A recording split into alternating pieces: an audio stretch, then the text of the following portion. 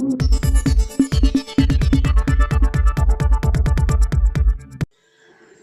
ya YouTube la Facebook thing thang news Thadou news YouTube channel la ko nin tuni nisim som le ni Thadou kum sang ni na som ni langa ni ko in zong Meitei te tu so le Vannoi tu so dang dang ho Thadou paova kiledoh ngai tha na nei ki taw hite pau le da alin sin son elmon tu so an sima ke ma wa si Israel ken kazaga masung abulu jingji un 24 hours sunga Palestinian hon mi zala som ni intina to un tule mi zali la som sigi li ki tong kho be tin ga ya health ministry chun apong do in hi phatma sa Israel army hon tha ho chi long thung zong kin do be e tin a sei be we Naga Council Dimapur 10 ILP chungcha nga 4 December 1963 masanga chemho public record se ma ki koi ding ti NH129 na all jalukia muna zun 10 ni ale chingzi alam pi agari che thelo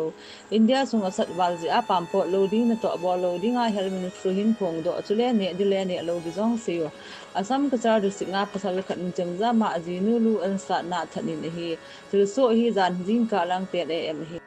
Kuki in P Manipur in thusoh abol na atun National Investigation Agency NIA in azi apol beya Kuki in P Manipur noya ki faila Kuki in P tino pal ki IT hi tino nitrogenous group ma se ding te kithonin dem na sangpen bolin he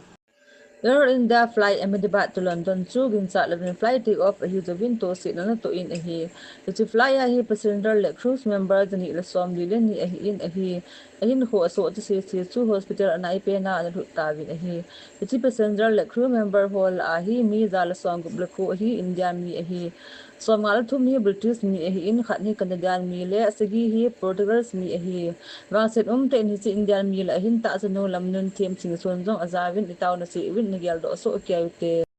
tu tan mi som li wal thi hi dan tu a ko hin he do hitan adang tampi thi mang tampi hung ki bela man lai ding jong a ki se we airport zo na lampi ho kha ila na hi chan chu hi tun ha thing ha nu sngai yu mun tina Thadou news YouTube channel ngai zo se bon cha win mang pha